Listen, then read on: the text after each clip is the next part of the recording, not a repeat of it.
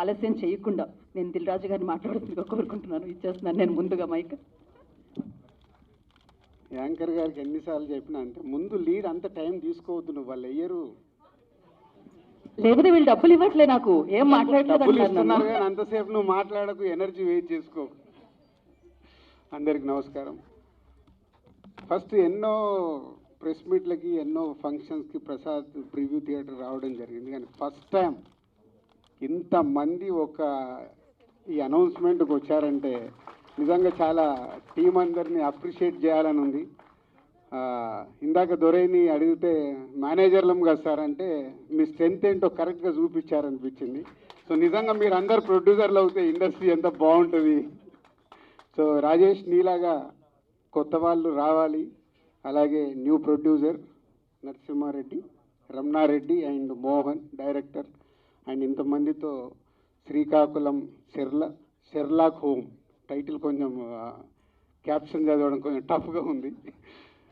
So all the best. 24 మంది డైరెక్టర్లతో ఒక టైటిల్ని launch చేయించుకొని ఈరోజు ఈవెంట్కు నన్ను పిలిచి లాంచ్ చేయించుకుంటున్నందుకు మీ ఓల్డ్ టీమ్కి all the best. Me cinema మంచి సక్సెస్ అవ్వాలి.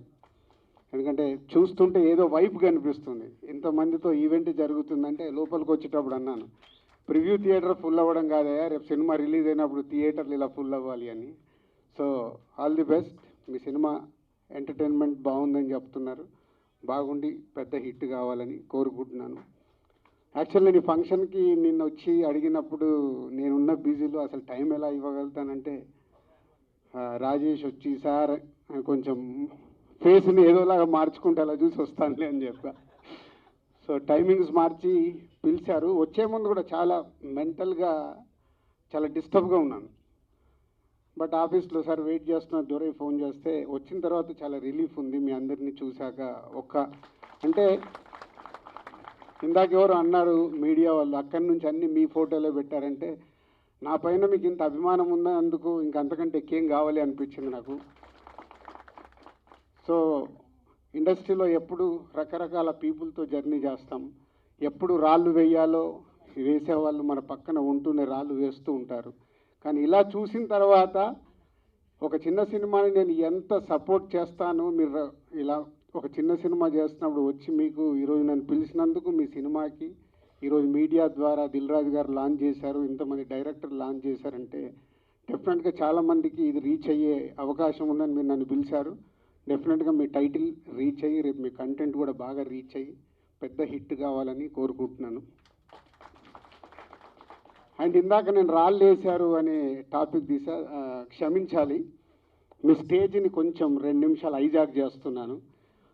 ఎందుకంటే దిల్ రాజు మీద ఎప్పుడు రాళ్ళు వేసే వాళ్ళ గురించి కూడా అభిమానిస్తున్న ఇంతమంది ముందు వాళ్ళ గురించి కూడా మాట్లాడాలనిపించి 2 నిమిషాలు మీడియా వారికి ఇది నా పర్సనల్ స్టేట్మెంట్గా చెప్పాలనుకున్నాను. ప్రతి సంక్రాంతికి సినిమాలు రిలీజ్ అవుతుంటాయి. రిలీజ్ అవుతున్నప్పుడల్లా డైరెక్టర్ ఇండైరెక్ట్ నేను కష్టపడి ఎదిగి ఇవాళ ఇండస్ట్రీలో ఈ పొజిషన్లో ఉన్నందుకు ఎప్పుడు ప్రతి సంక్రాంతికి ఏదో రకంగా కాంట్రవర్షియల్ చేస్తూ నా పైన స్టోన్స్ వేస్తూనే ఉంటారు. అది ఆల్మోస్ట్ మీరు అందరికీ తెలియంది కాదు, 7-8 ఇయర్స్ నుంచి నడుస్తూనే ఉంది. సో నేను చిరంజీవి గారు మాట్లాడుతూ వారు ఎంత బాగా చెప్పారు, దిల్ రాజుకు తెలుసు దేనికి ఎలా ఏం చెయ్యాలి అని, ఈజ్ ఎక్స్పీరియన్స్ పర్సన్ అని. కానీ ఈరోజు కొందరు వెబ్సైట్లలో చిరంజీవి గారు మాట్లాడిన దాన్ని ఇంకొకలాగా టర్న్ చేసి రాశారు. అవి 2 ప్రముఖ వెబ్సైట్లే. అంటే మీరు నా పైన ఏదో రాసి మీ వెబ్సైట్ ఇంపార్టెన్స్ని పెంచుకోవడానికి వేరే వాళ్ళని ఎందుకు వాడుకుంటున్నారు? మీకు ఇది అవసరమా? అంటే దిల్ రాజు ఏం రియాక్ట్ అవ్వడు, సాఫ్ట్గా వెళ్తాడు అనుకుంటున్నారా? టాటా తీస్తా. చాలా రోజుల నుంచి ఓపిక పడుతున్నాను, ఎందుకు సాఫ్ట్గా వెళ్దామని. సంబంధం లేకుండా పోనీ ఆ ప్రొడ్యూసర్ వచ్చి మీ దగ్గర ఏమన్నా మాట్లాడా? మీకు అంత దమ్ముంటే ఆ ప్రొడ్యూసర్ని నన్ను స్టేజ్పై పిలిచి కూర్చోబెట్టి క్వశ్చన్స్ వేయండి.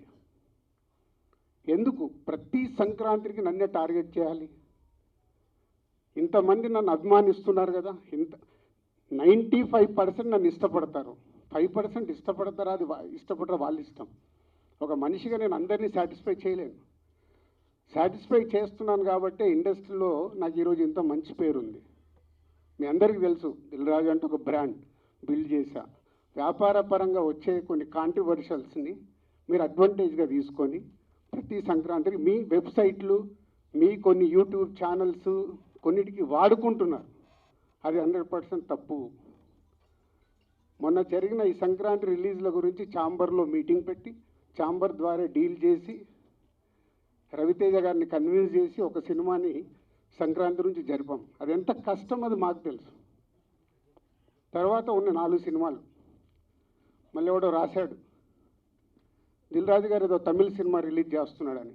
ఎవడు చెప్పాడురా నీకు నేను రిలీజ్ చేస్తున్నానని? ఎవడు చెప్పాడు? నీ దగ్గర ప్రూఫ్ ఉందా? నేను చేస్తున్నానని ఉందా? ఆ తమిళ సినిమాను కూడా రిలీజ్ పోస్ట్పోన్ చేయించింది నేను, తెలుగులో రిలీజ్ వద్దు అని. మీకు తెలియని న్యూస్లు రాసుకుంటూ ఎందుకు వాడుకుంటున్నారు? ఇందాక నేను అన్నాను కదా, తాట తీస్తాను.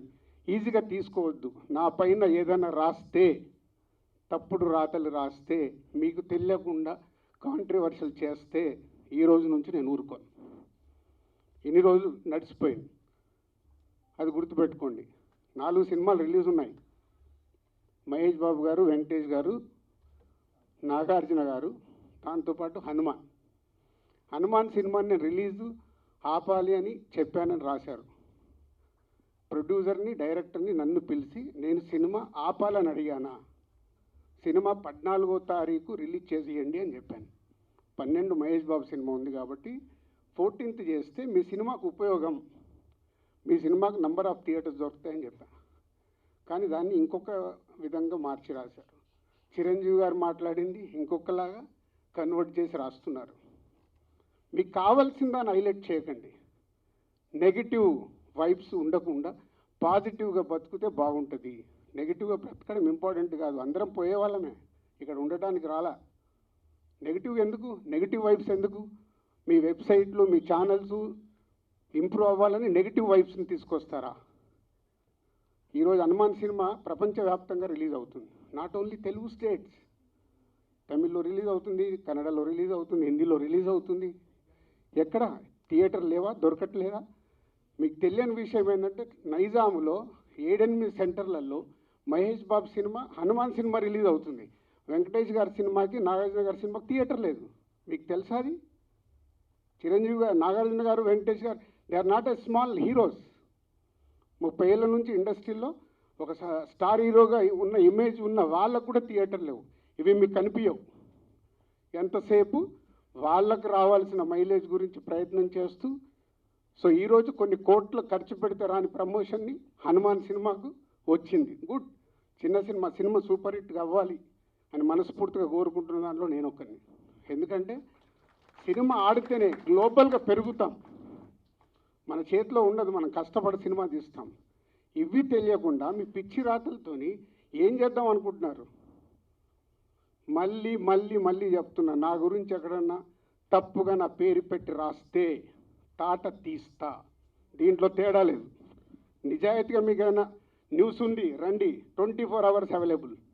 మీకు ఏదైనా న్యూస్ కావాలి, సార్ ఇలా ఉంది, ఇదేంటని అడగండి, నేను సమాధానం ఇస్తాను. నా పిఆర్ వాళ్ళు కూడా మాట్లాడారు డైరెక్ట్. ఎప్పుడైనా మీ మీడియా వాళ్ళందరికీ తెలుసు, ఐఎమ్ అవైలబుల్ ఎనీ టైం. మీ మెసేజ్లకు నేను రిప్లై ఇస్తాను, మీ ఫోన్ కాల్స్కి నేను రిప్లై ఇస్తాను. చెప్పండి మీ మీడియా వాళ్ళందరూ, ఎప్పుడన్నా నేను లేనా, అవైలబుల్ లేనా? దేనికి? మీ మైలేజ్ కోసం నన్ను వాడితే మళ్ళీ మళ్ళీ చెప్తున్నా, తాట తీస్తా, గుర్తుపెట్టుకోండి. అండ్ సారీ అండి, మీ డయాస్ వాడుకోవాల్సి వచ్చింది. చాలా ఎమోషనల్గా ఉన్నా. ఎందుకంటే 2-3 ఫోన్లు చేసి వాళ్ళు బాధపడుతుంటే నా వల్ల వాళ్ళు. Thank you Raju garu, thank you so much. Me support ఉండబట్టే ఈ రోజు ఇంత మంచి ఫంక్షన్ చేసుకోగలిగాను సార్. మీరు వచ్చిన వెంటనే నా మాట తీయకుండా వచ్చినందుకు చాలా సంతోషం sir. Thank you Dil Raju garu, thank you so much. Of course Dil Raju garu అంటే ఒక బ్రాండ్ తెలిసిందే.